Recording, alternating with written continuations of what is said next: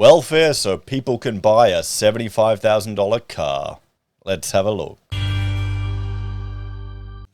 Hello everyone, Florian here, and welcome to another episode of HeiseSays. Grab your stein of coffee, because I want to talk about this article from the ABC News, where essentially we're giving welfare to people. We're giving people money, free money, that could be better spent or provided as a tax discount to those of us who are working for the bloody bludgers that want their discounted electric cars. Now, honestly, I'm more disgusted at this than providing welfare support to people, or even if they're like the stereotypical bludger who's just working the system, not doing anything. Because there's always going to be scummy shitheads like that. Okay, they're always going to exist. That's the price we pay to ensure hard-working Aussies who fall down on their luck and need to depend on that system to get them through a rough patch can do it. Okay? And I think we're all going to accept there are going to be a few bludgers that milk the system, but their lives are going to suck anyway. But this is complete bullshit. We do not need to be spending money on this. This is Labor's welfare for the wealthy. This is Labor handing out money to people who don't need it. If you want to get an electric car, if you want to get solar panels on your house, pay with your own bloody money. You don't need the government to subsidize it, the sector. But you're going, Florian, we need to subsidize it for the good of the environment and Greta. Greta will be happy. Oh, bullshit. Okay, it will be fine. People have enough money, they can stop buying their lattes and bloody smashed Ave and then spend that on their electrical cars. It's up to their individual's choice. The government, remember, this is tax dollars that they're milking from someone only owning 50 grand a year to pay someone to subsidize a $75,000 car. And it's not going to have any impact on the environment. If anything, the electrical cars in a country like Australia are going to be worse. They're not fit for purpose in our country. We're not a tiny little European city, country where driving 2 hours is like a big deal. We're a continent. To get anywhere decent, you need proper a petrol car. Even my hybrid doesn't cut it if I need to tow stuff around. There you go. Look, I'm a hippie. I've got a hybrid. I like my Toyota. Anyway, tax breaks for plug-in hybrids will be ended by 2025. And discounts, the plug-in hybrids are probably the smart ones, honestly. I've got a neighbor who's got one. He gets about 30k's range on his plug-in hybrid. So 30k's takes a dint off his day-to-day driving around in the city. But he was telling me he went and took the family on a road trip up north to the sunny coast, and he thought, oh yeah, I'll pull over and plug it in for free to get the electricity. And of course, the charging station was broken. What are you going to do then? You're going to have to wait for so long? Anyway, I had a Smart for two, a little tiny two-person smart car that used hardly any petrol. I wanted to get the hydrogen option. Years back. There was meant to be a hybrid hydrogen petrol, but, well, they didn't make it. And now, knowing what I know about hydrogen as a fuel source, I'm glad they didn't, because it would have been shithouse. So, tax breaks for plug-in hybrids will be ended by 25, and discounts that will cut the price of popular electric and low-emission cars are set to pass Parliament after crossbenchers agreed to a deal with Labor. The electric car discount policy was a Labor election promise, and the legislation aims to make EVs such as the Nissan Leaf up to $2,000 cheaper for Australians and $9,000 for employers who run fleets. It will do this by exempting eligible low-emission vehicles from import charges and fringe benefit taxes. Okay, well, how about you do that to all cars? Not just the low-emission vehicles. So we can all save money. Because even if Australia were to reduce all of our carbon emissions to nothing, as our very own Dr. Alan Finkel said, it will make no difference to climate change in the world, or to the changing climate of the world. All we're doing is increasing our cost of living so we can virtue signal overseas. That's all it is. You've got to understand for what it really is. It's politics. This isn't really about the environment. It's politics. And this is vote winning. Because who are going to be the people that are buying these cars? How many of them will be civil servants and inner city greenie lefty voters? Because they care about this stuff. They don't think about it to any great detail. They probably don't have the professional education to understand the implications of what they're calling for. None of the scientists have any idea about construction.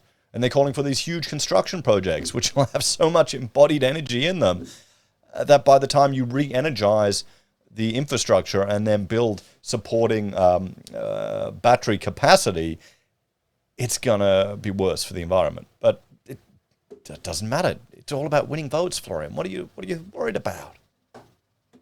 The coalition opposes the policy. Fantastic, good. Which is estimated to cost the budget $4.8 billion over the decade to 2033. Well, no, if you're gonna get rid of these fringe benefit tax and import charges, get them off all vehicles. So we reduce the cost of living impact that buying all of these vehicles have on Australians. So legislation has been stuck before the Senate due to a dispute with the crossbench over plug-in hybrids. Plug-in hybrids have an electric charger and an internal combustion engine. Yeah, they're probably the smartest thing you need to do in Australia. The Greens and Independent Senator David Pocock have argued their inclusion in the scheme is effectively a new fossil fuel subsidy. Yeah, like the fossil fuel subsidies that all the mines get because they don't use the roads. Yes, these people are so disingenuous. Well, no, they're not. They're brilliant. They manipulate how they represent facts to, well, craft a narrative that paints them as the good guys. Anyway, Treasurer Jim Chalmers had insisted they be retained for people in regional areas to ease concerns about the range of low-emission cars. Yeah, not even in regional areas, in people who kind of want to get out of the city. Okay, this is for European viewers, you may not appreciate how far Australians can travel. You know, I'll happily drive down the Gold Coast, which is, an hour's trip just to go to the beach, and that's nothing. You go 2-3 hours for a day away. You'll drive long distances in Australia. Australia's a big country. And these low-emission, electric vehicles, they're useless. If you want to tow something, they're completely useless. You can't tow with them. I can't even tow with my hybrid. It won't do it. Or barely will. Under compromise struck this week, plug-in hybrids will be phased out of the scheme by 2025. The crossbench also expects the government to only buy internal combustion and plug-in hybrids for the Commonwealth fleet in exceptional circumstances. The government has worked in good faith with the crossbench on amendments. These changes are a win for motorists, a win for business, and a win for climate action. Sure they are. As part of the agreement, the tax office will also issue new guidance on when home charging infrastructure, which can cost thousands of dollars, can be claimed. Why? The government fleet will go electric. When these cars are sold second-hand, it will help bring the cost of EVs down. You can't sell them second-hand, Greens leader Adam Ban said. You can't sell them second-hand. The batteries are going to be buggered then. The bill is backdated to July 1 this year, and car dealerships as well as electric car groups have been urging Parliament to reach a deal as swiftly as possible. The industry has been advocating for the temporary inclusion of plug-in hybrids, in part due to global shortages of electric vehicles and the enormous wait times for some models. What about the fact that we don't have enough metals to build the batteries that these vehicles need? Or the fact that you're driving around with this huge load of lithium ion, huge heavy batteries compared to just a jerry can of petrol. Petrol's pretty bloody good. It's pretty useful, pretty easy to move around. You can store it really effectively. You can fill up in minutes. Sure, it's gotten expensive, but come on. I mean, don't get me wrong. Electric vehicles, probably for a little two-person little zipper around the city. A second vehicle, then you got your real car you need for when you've got to drive around, take a load to the tip, when you're taking the kids camping. Or maybe I'm just too far removed from the life of Adam Brandt and the Greens. They don't do shit like that, do they? Their maids probably take the kids to the nanny. Bold and decisive action is needed to address high EV prices, Senator Pocock said, or Pocock or whatever. Let the market decide. We've got so few people that want to let the market actually do anything in this country. Is it just me or is it getting worse? Is it getting worse? I feel like it's getting worse. This provides fleet companies with certainty and allows the government to deliver on their promises around delivering charging infrastructure over the next 3 years. Electricity groups now want fuel efficiency standards. There you go. It's a slippery slope. Electric vehicle groups and environmental lobbyists have long argued that the much bigger test for EVs and low-emission cars is the introduction of fuel efficiency standards. I mean, if this is charged up... Okay, you know what? This is bullshit. Let's have a look right now at, say, this car here in the picture. It's being plugged in different states. Where's the power coming from? Okay, at the time that I am recording this right now, we'll go here to the left screen. So this is what, 4:30 on a Tuesday afternoon. And, you know, here we go in Queensland. We have a look here. And we can see here right now, 4:30. We're probably getting some good... Yeah, we're getting some power from rooftop solar, which is nice. A little bit here from natural gas. This here from... Is it biogas? Nope. Nope, what is that one? Wind. We're getting some from wind too. But look at all this down here. How much is coming from fossil fuels? Now see this period here. This is when nighttime. When do you think people drive their cars at home and charge them? Okay, here. Hopefully, but see, this is the thing. How much of this rooftop solar is at the houses? So what you're doing is you park your car at the office, you plug it in, you're using the fossil fuels. Fossil fuels at the office. And the rooftop solar is at home during the day. But don't worry, Florian, people get batteries. Yeah, but that costs more. There's more embodied energy there. I mean, look here. There you go. Toorong Power Station, 100% fossil fuels.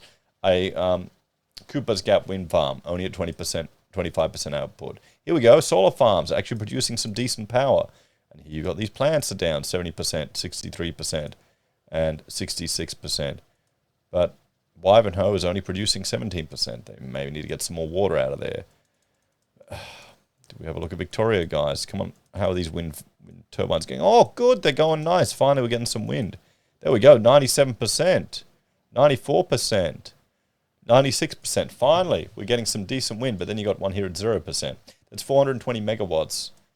That's okay. So here you've got a 30 megawatt that's doing 97%. Wow. You've got a 420 that's doing nothing. Is that because it's not open?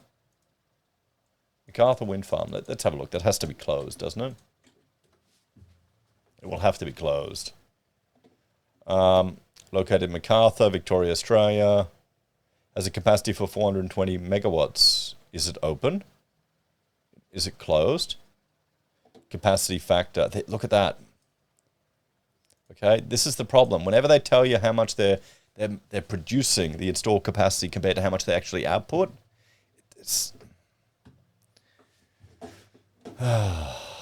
is why our cost of living is going to go up. All of this shit is going to push up our cost of living. The more people that are using these things, the more demand there'll be on our electricity infrastructure, and the more cost it will drive it up. Just wait and see. Just wait and see. About 3% cars sold today are currently electricity. Yes, lagging behind many other developed nations. Yes, it's because Australia is a real-sized country. We're not a little baby country. Compare us to Russia. How are we going there?